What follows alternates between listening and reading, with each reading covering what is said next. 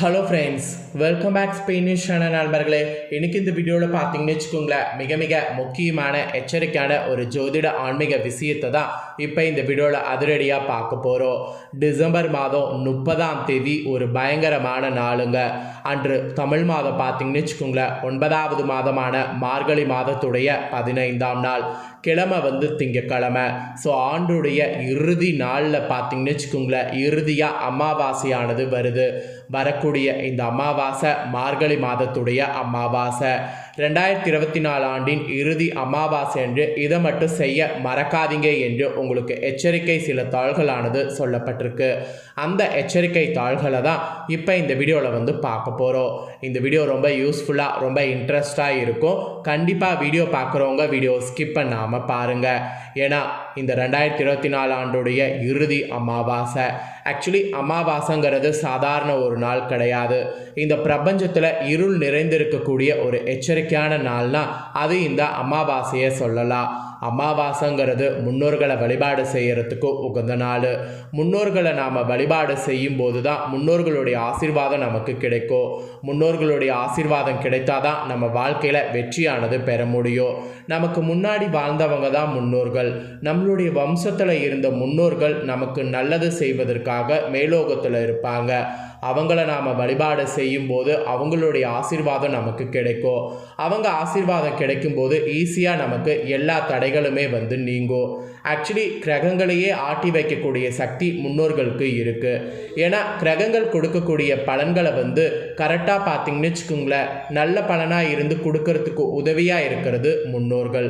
அதே போல் கிரகங்கள் கொடுக்கக்கூடிய கெட்டதை தடுக்கிறதுக்கும் முன்னோர்கள் நமக்கு உதவியாக இருப்பாங்க. அவங்க எப்போ இப்படி செயல்படுவாங்கன்னா, அவங்கள நாம் வழிபாடு செய்யும்போது, அவங்கள கரெக்டாக முறையாக வழிபாடு செய்து வந்தோம்னு வச்சுக்கோங்களேன், கண்டிப்பாக அவங்க நமக்கு உதவியாக இருப்பாங்க.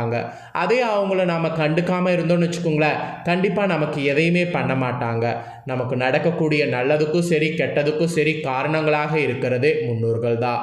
இன்னும் சொல்ல போனால் குலதெய்வத்தையே கொண்டு வரக்கூடிய சக்தி முன்னோர்கள் கிட்ட தான் இருக்குது. முன்னோர்களை வழிபாடு செய்து நாம் அவங்களுக்கு தகுந்த தர்ப்பணலாம் கொடுத்து அவங்க பேரை சொல்லி வழிபாடு செய்துட்டே இருந்தோம்னு வச்சுக்கோங்களேன், அவங்க மனசு குளிர்ந்து எந்த கெட்டது நடந்தாலும் குலதெய்வத்தை வர வைத்து என் பிள்ளை கஷ்டப்படுறான் நீ பாரு அப்படின்னு சொல்லுவாங்களாம். அதே நாம் அவங்கள கண்டுக்கணும்னு வச்சுக்கோங்களேன், முன்னோர்கள் குலதெய்வம் வந்தால் கூட நீ வராத, அவன் என்னையவே கண்டுக்கல, நீ ஏன் வர அப்படின்னு சொல்லி தடுத்துருவாங்களாம்.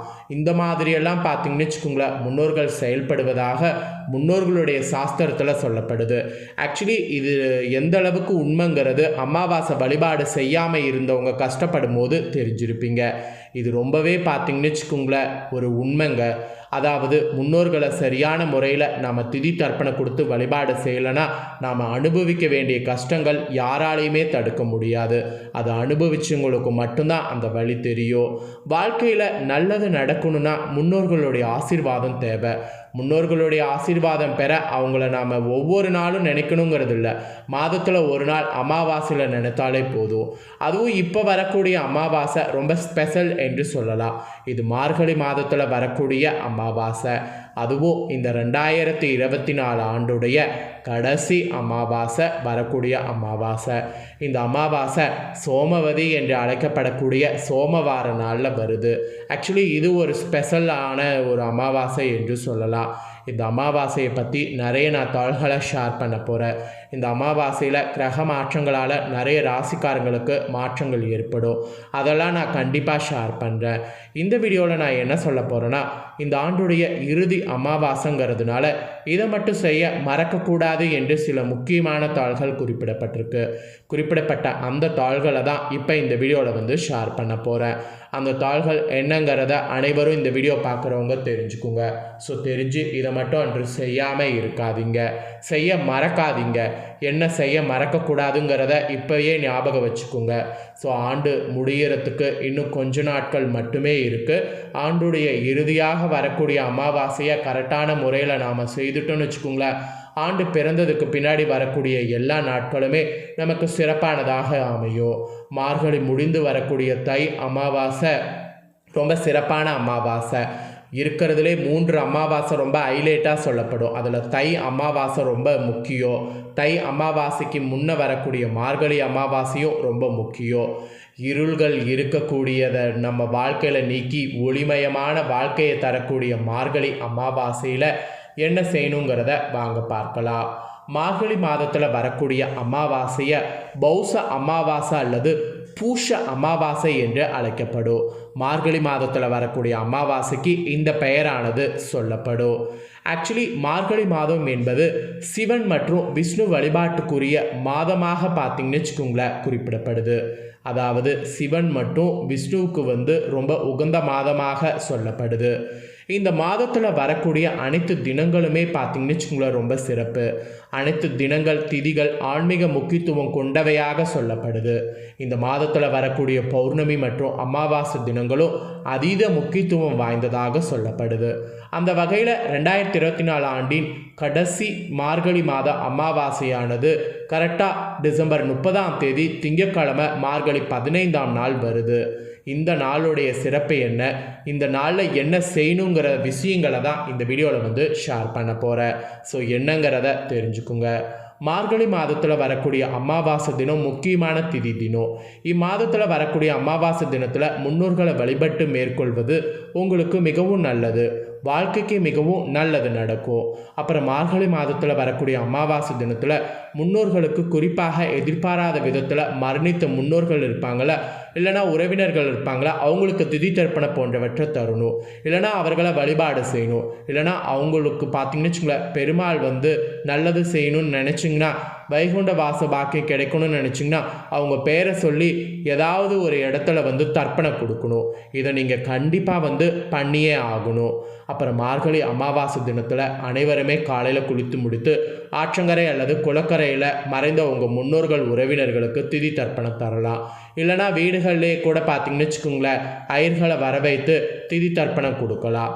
இப்படி தர்ப்பணம் தர இயலாதவங்க அந்த தினத்தில் உங்கள் வீட்டிலையே முன்னோர்கள் வழிபட்டு எள் கலந்த சாதத்தை காகங்களுக்கு தரலாம். அப்படி தந்தாலே நீங்கள் தர்ப்பணம் கொடுத்த பலனை பெற முடியும். மேலும் அன்றைய நாள் யாசகர்களுக்கு அன்னதானம் செய்யலாம். இத்தினத்தில் பார்த்தீங்கன்னு வச்சுக்கோங்களேன் ராமேஸ்வரம், காவேரி, கங்கை போன்ற புனித கடல்களில் நீராடுவது ரொம்ப சிறப்பு. இல்லைன்னா ஆறுகளில் தலைமுழுகி முன்னோர்களை வழிபாடு செய்கிறது ரொம்ப சிறப்பு. இதனால் உங்களுக்கும் உங்கள் சந்ததிக்கும் சிறப்பாக எல்லா வளமும் பெற்று வாழ்க்கை செம்மையாக வாழ முடியும் என்பது நம்பிக்கையாக சொல்லப்படுது. அதனால் இந்த 5 விஷயங்களை கண்டிப்பாக இந்த மார்கழி அமாவாசையில் அனைவருமே ஃபாலோ பண்ணும். ஒவ்வொரு மாதத்தில் வரக்கூடிய ஏகாதேசிக்கு ஒவ்வொரு பெயர் இருப்பது போன்று மாதங்கள் அடிப்படையில் அமாவாசைகளும் ஒவ்வொரு பெயர்களில் அழைக்கப்படும். அந்த வகையில் தான் மார்கழி மாதத்தில் வரக்கூடிய அமாவாசைக்கு பௌச அமாவாசை அல்லது பூச அமாவாசை என்று பெயர். ஸோ இந்த அமாவாசைங்கிறது ரொம்ப சக்தி நிறைந்தது என்று சொல்லலாம். 2024 ஆண்டின் கடைசி அமாவாசை டிசம்பர் 30 திங்கட்கிழமை அன்று வருது. டிசம்பர் 30 கரெக்டாக பார்த்தீங்கன்னு வச்சுக்கோங்களேன் காலையிலாம் ஸ்டார்ட் ஆகுது. அதனால் திதி தர்ப்பணம் கொடுக்கறது எல்லாமே நம்ம காலையிலே பண்ணலாம். இன்னொரு எச்சரிக்கை என்னென்னா சோமவாதி நாளில் வருது. அதனால் இந்த அமாவாசை இன்னும் ஒரு சிறப்பான அமாவாசையாக சொல்லப்படுது. ஸோ இந்த அமாவாசையில் எளிமையாக உணவு எப்படி எடுத்துக்கொள்ளணும், என்ன மாதிரி உணவு படைக்கணும், உணவு படைக்கிறது யார் என்ன படைக்கணும், எதெல்லாம் நாம் எடுத்துக்கணும் அப்படிங்கிறது எல்லாமே நான் அடுத்தடுத்த வீடியோவில் உங்களுக்கு ஷேர் பண்ணுறேன். அதை எல்லாமே தெரிஞ்சுக்க ஸ்டே டியூனாக வெயிட் பண்ணுங்கள். இந்த அமாவாசை ரொம்ப முக்கியமான அமாவாசைங்கிறத தெரிஞ்சுக்கணுங்கிறதுனால ஃபஸ்ட்டு அமாவாசைனா என்னங்கிறத உங்களுக்கு ஷேர் பண்ணேன். அதுவும் இந்த அமாவாசை எந்த அளவுக்கு கடைசி அமாவாசைங்கிறதையும் உங்களுக்கு ஷேர் பண்ணேன். ஸோ கடைசியாக வரக்கூடிய அமாவாசைன்ட்டு விட்டுறக்கூடாது. இதுதான் ரொம்ப சக்தி வாய்ந்த அமாவாசை. ஸோ இந்த அமாவாசையை பற்றி இன்னும் நிறைய தகவல்களை தெரிஞ்சுக்க ஸ்டே டியூனாக வெயிட் பண்ணுங்கள். இந்த வீடியோவை எப்போ நீங்கள் பார்த்து முடிச்ச உடனே இதை லைக் பண்ணி உங்கள் ஃப்ரெண்ட்ஸ் ஃபேமிலிக்கு ஷேர் பண்ணுங்கள். உங்கள் ஃப்ரெண்ட்ஸ் ஃபேமிலியில் இருக்கிறவங்களும் வீடியோ பார்க்கட்டும். அவங்களும் இந்த கடைசி அமாவாசையை பற்றி இந்த வீடியோவில் தெரிஞ்சு ஒரு அவேர்னஸோடு இருக்கட்டும். மேலும் இதே போல் புதிய அப்டேட்டான தகவல்களை தெரிந்து கொள்ள மறக்காமல் நம்ம சேனலை சப்ஸ்கிரைப் பண்ணலைன்னா சப்ஸ்கிரைப் பண்ணி பெல் பண்ண ப்ரெஸ் பண்ணுங்கள். ஃபஸ்ட் டைம் பார்க்குறவங்க, சப்ஸ்கிரைப் பண்ணாமல் இருக்கிறவங்க சப்ஸ்கிரைப் பண்ணி பெல் பண்ண ப்ரெஸ் பண்ணி வச்சுக்கிட்டிங்கன்னா நான் போடுற மற்ற அப்டேட்டான எல்லா வீடியோஸும் உடனுக்குடனே தெரிந்து கொள்ளலாம். ஸோ சப்ஸ்கிரைப் பண்ணாமல் இருக்கிறவங்க சப்ஸ்கிரைப் பண்ணி ஆல் அப்படிங்கிற ஆப்ஷன் இருக்கக்கூடிய பெல் பண்ண ப்ரெஸ் பண்ணுங்கள். இதே போல் சுவாரஸ்யமாக அமாவாசை பற்றியும் இன்னும் நிறைய தாள்கள் வந்து இருக்குது. அதை எல்லாத்தையும் பற்றியும் ஷேர் பண்ணுறேன்.